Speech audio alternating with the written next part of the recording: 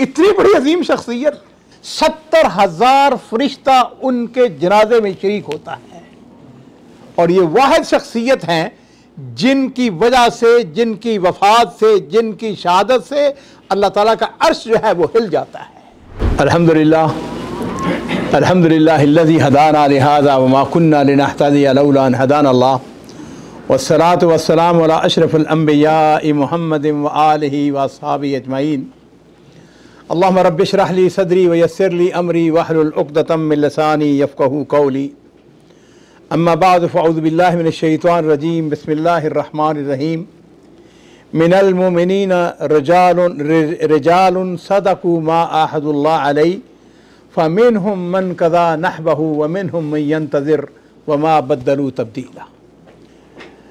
मुअज़्ज़ज़ सामीईन किराम, आज हम एक ऐसी शख्सियत के बारे में गुफ्तगू सुनने के लिए जा रहे हैं जो यहूदियों का सबसे बड़ा दुश्मन था। और ये वो शख्सियत है जिसके बारे में मैं अक्सर कहा करता हूँ अपने नौजवानों को। हर शख्स ये चाहता है कि मेरा एक रोल मॉडल हो, इसमें कोई शुबा नहीं है। बैसियत मुसलमान नबी करीम सल्लल्लाहु अलैहि वसल्लम मेरे माँ बाप कुर्बान हो, वो हमारे सबसे बड़े रोल मॉडल हैं। और लक़द काना लकुम फ़ी रसूलिल्लाहि उस्वतुन हसना, इसमें कोई शुबे वाली बात नहीं है। इन कुंतुम तुहिब्बूनल्लाह फत्तबिऊनी युहब्बिबकुमुल्लाह। सारी चीज़ें अपनी जगह, लेकिन नबी अलैहिस्सलातु वस्सलाम के तरबियत याफ्ता, आपकी वो जो मदरसा था उससे फैज़ हासिल करने वाली बेशुमार शख्सियात हैं जो हमारे लिए रोल मॉडल हैं। तो आज का जो मैंने जिस शख्सियत का इंतखाब किया, ये बड़ी अजीम शख्सियत थी। इतनी बड़ी अजीम शख्सियत कि जिस वक़्त उनकी शहादत हुई तो नबी करीम सल्लल्लाहु अलैहि वसल्लम रो पड़े। 70,000 फरिश्ता उनके जनाजे में शरीक होता है। और ये वाहिद शख्सियत हैं जिनकी वजह से, जिनकी वफात से, जिनकी शहादत से अल्लाह ताला का अर्श जो है वो हिल जाता है। और हमारे जिस वक़्त हमने ये तजर्बा किया, लिख रहे थे हम, तो हमारे कारी साहब ने मुझे कहा, मुजाहिद साहब इसका तर्जमा यूँ बनता है, अहतज़्ज़ल अर्श, अल्फाज हदीस शरीफ के, कि रहमान का अर्श जो है वो झूम उठा। इतनी बड़ी शख्सियत थी। और फिर मैं ये भी अर्ज़ करना चाहूँगा अजीज़ों कि साद बिन मुआज़ जो है वो नौजवानों के रोल मॉडल हैं। आप ये अंदाज़ा करें, जिस वक़्त उन्होंने इस्लाम कबूल किया 32 साल की उम्र थी, तकरीबन 6 साल उन्होंने इस्लाम के अंदर गुजारे हैं। उसके बाद 38 साल की उम्र में उनकी शहादत हो जाती है।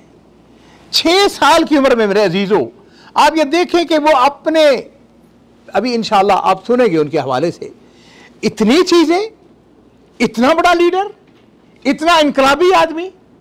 और उसके ऊपर मैं नबी करीम सल्लल्लाहु अलैहि वसल्लम के इस हदीस को अपने सामने रखना चाहूँगा कि नबी अलैहिस्सलातु वस्सलाम ने इरशाद फरमाया कि इन्ना मिनन्नास मफ़ातिहुल खैर मगालिकुल शर। लोगों में से कुछ ऐसे लोग होते हैं जो खैर के दरवाज़ों को खोलते हैं और शर के दरवाज़ों को बंद करते हैं। हज़रत साद बिन मुआज़ रज़ियल्लाहु तआला अन्हु जो हैं वो उन्हीं लोगों में से थे, उन्हीं शख्सियात में से थे। सद्दे मारब यमन के अंदर बहुत बड़ा डैम था। हज़रत ईसा अलैहिस्सलातु वस्सलाम के बाद 120 ईस्वी की बात है, यानी 120 ईस्वी की बात है, वो डैम जो है वो टूटता है। और उसके नतीजे में मुख्तलिफ लोग जो है यमन से हिजरत करके मुख्तलिफ ममालिक पे आते हैं, मुख्तलिफ जगह पे आते हैं। कोई शाम में चला गया, कोई उर्दन में चला गया, कोई नजद में आ गया। और उनमें 2 कबीले ऐसे थे, एक का नाम खज़रज था और दूसरे का नाम औस था। ये 2 कबीले आपस में चचाजाद भाई थे। लेकिन सुभान अल्लाह, जिस तरह हमारे यहाँ देहातों के अंदर, पंजाब के अंदर, मुख्तलिफ शहरों के अंदर होता है कि आपस में शरीका होता है, हाँ जी, चचाजाद भाइयों के साथ लड़ाई होती है। बहरहाल ये 120 ईस्वी में मदीना शरीफ, जिसका नाम यसरब था, वहाँ पे आते हैं। हम यसरब का नाम को भूल जाएंगे हम, इसलिए कि नबी अलैहि वसल्लम ने एक हदीस के अंदर आता है, मना किया है कि यसरब का नाम इस्तेमाल ना करें, हम मदीना शरीफ इसको कहेंगे। खैर 120 हिजरी में, और यहाँ पे ये बात ध्यान में रख लें कि नबी करीम सल्लल्लाहु अलैहि वसल्लम की वलादत बासादत हुई है कब? 571 में, यानी तकरीबन कमो बेश 450 साल बाद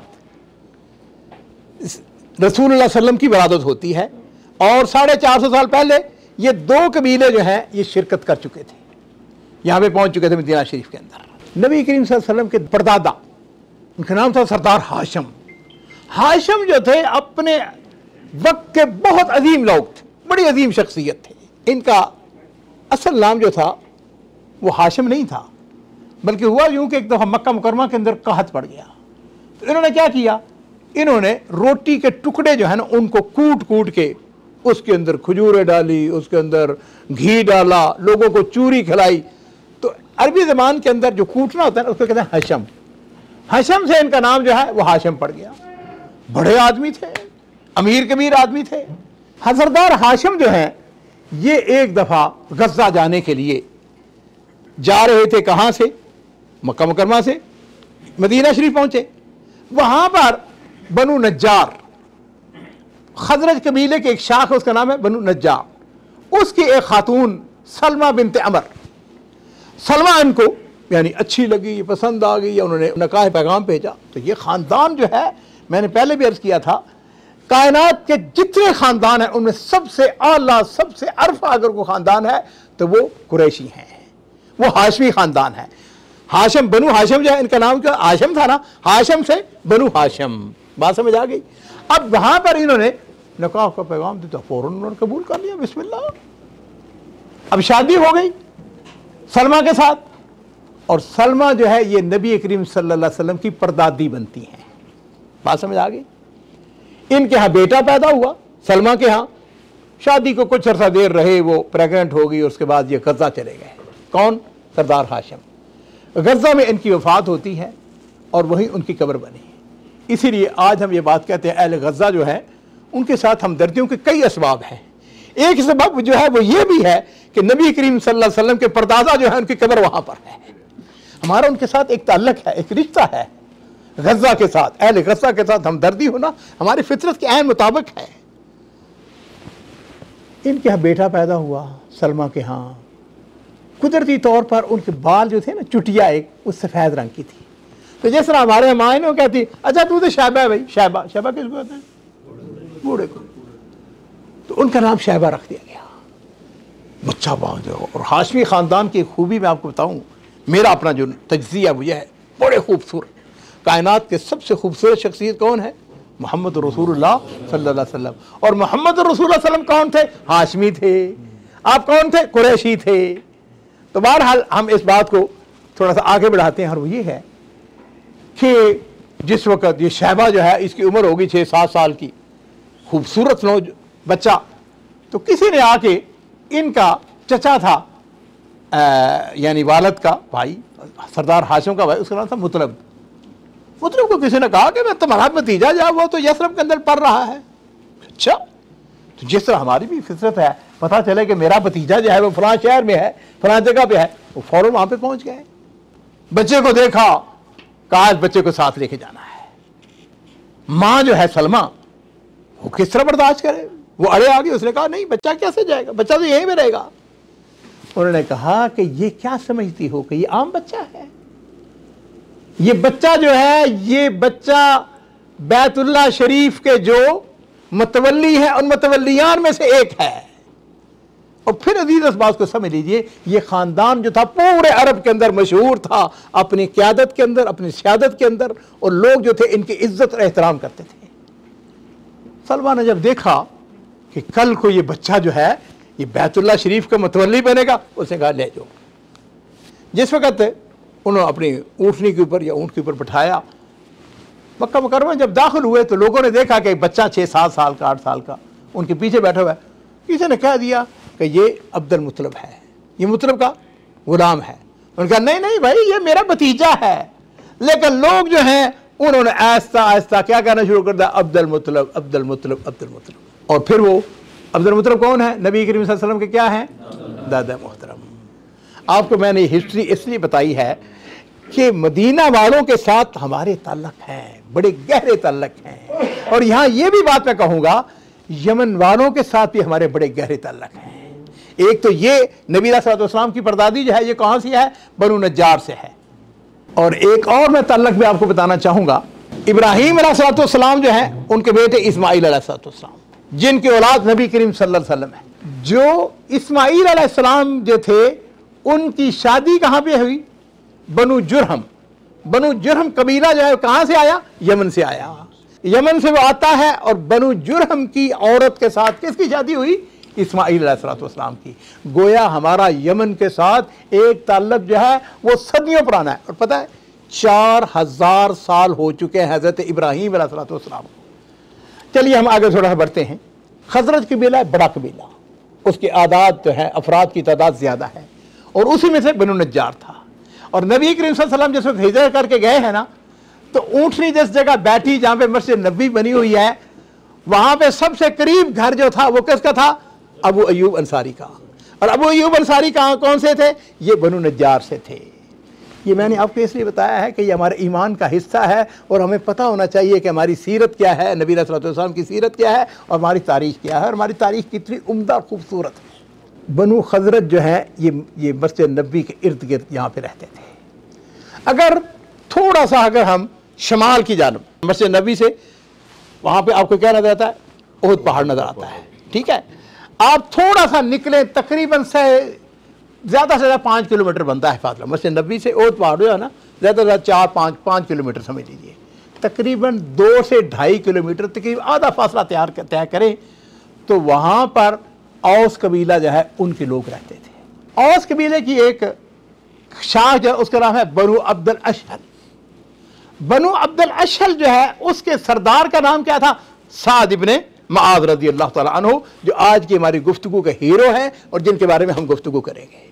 नबी करीम सल्लल्लाहु अलैहि वसल्लम, मेरे माँ बाप कुर्बान हो, आपको नबूवत मिले हुए 12 साल गुजर चुके थे। मक्का मुकरमा के अंदर बैत उक़बा हो चुकी थी, कुछ लोगों ने इस्लाम कबूल कर लिया था।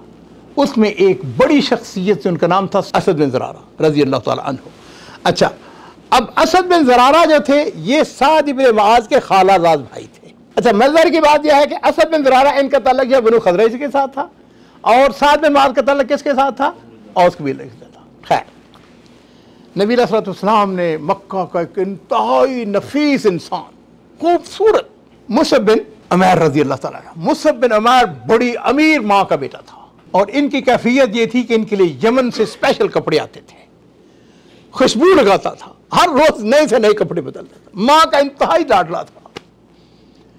और ये वो शख्सियत है कि जब उसने इस्लाम कबूल कर लिया तो माँ ने उसके कप्तान के कपड़े भी उतार लिए। गुफ्तगू ऐसे ही करता था मुसअब बिन उमैर के साथी इंतजार किया करते थे कि ये शख्स आए और हमारे दरमियान बैठे, हमें इसके साथ गुफ्तगू करें। बात को थोड़ा सा मुख्तसर करते हुए नबी सल्लल्लाहु अलैहि वसल्लम ने कहा, मुसअब तुम्हारी ड्यूटी ये है कि तुम मदीना चले जाओ और वहां पर ये पहला मुअल्लम था, तारीख का सबसे पहला मुअल्लम जिसको नबी सल्लल्लाहु अलैहि वसल्लम ने इंतखाब किया। आपने फरमाया कि मदीना जाओ और वहां पर लोगों को जाके तबलीग करो। अब ये कहां पे जाके उतरे? असद बिन ज़रारा के यहाँ, इसलिए कि असद बिन ज़रारा जो थे इस्लाम कबूल कर चुके थे। कहां पर? मक्का मुकरमा के अंदर, बैत उक़बा के अंदर। बात समझ आ गई? बिल्कुल क्लियर। लो जी, अब हम आगे बढ़ते हैं। ये दोनों जो थे, असद बिन ज़रारा अमीर आदमी था, अपनी कौम के बड़े लीडरों में से था, आम आदमी नहीं था। मुसअब बिन उमैर और असद बिन ज़रारा जो है ये दोनों मिल के मुख्तलिफ जगहों पे जाते हैं, लोगों को तबलीग करते हैं। एक दिन तबलीग करते करते बनु अब्दुल अशहल के इलाके में चले जाते हैं। वहाँ पर एक बाग था बनु ज़फ़र का, उसके अंदर एक कुआं था जिसका नाम मरक। उस कुएं के ऊपर बैठ के लोगों में आपस में गपशप लगानी शुरू कर दी। कुछ लोग आ गए, उनको इस्लाम की तबलीग शुरू कर दी। और मुसअब बिन उमैर की जो खूबी थी वो ये थी, कुरान बड़ा खूबसूरत पढ़ते थे, इंतहाई खूबसूरत कुरान। और कुरान की खूबी क्या है? जो अहले ज़बान है उनसे जाके पूछे। खैर, हमें भी मज़ा आता है। तो साद बिन मुआज़ जो है उनको किसी ने कहा कि आपके इलाके के अंदर 2 बंदे बैठे हुए, एक तो असद बिन खालाजाद भाई था उसका। तो उन्होंने क्या कहा? उन्होंने कहा बात यह है कि भाई ये मेरा खालाजाद भाई है, अगर मैं जाके उसको कहूँगा ना, मना करूँगा तो बहरहाल कुछ भरम तो होता ही है ना रिश्तेदारों का।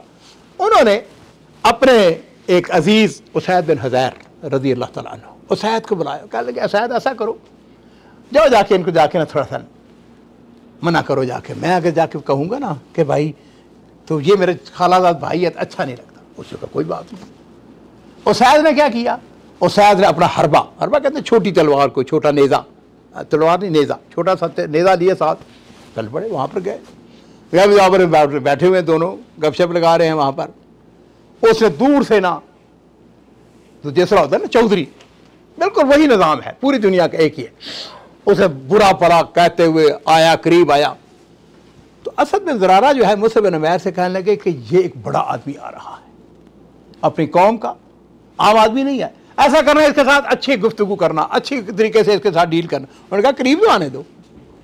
वो जिस वक्त आए तो उन्होंने आके वही जाके नाराजगी शुरू। उन्होंने कहा, बात सुनो यार, बात सुनो, क्यों नाराज होते हो भाई, हमारे पास बैठो, हमारी गुफ्तगू सुनो, अगर गुफ्तगू पसंद आए तो ठीक है, ना पसंद आए तो मुड़ के चले जाएंगे भाई। उसने कहा, बात तो तुमने इंसाफ की है, बात तो सही है भाई। बैठ गए। कुरान ने हमें तालीमात क्या दी हैं? उदू इला सबील रब्बिका बिल हिकमत वल मौइज़तिल हसना, हिकमत के साथ, मोहब्बत के साथ, प्यार के साथ, अखलाक के साथ, बशाशत के साथ, मुस्कुराहट के साथ लोगों को अल्लाह की दीन की दावत दो।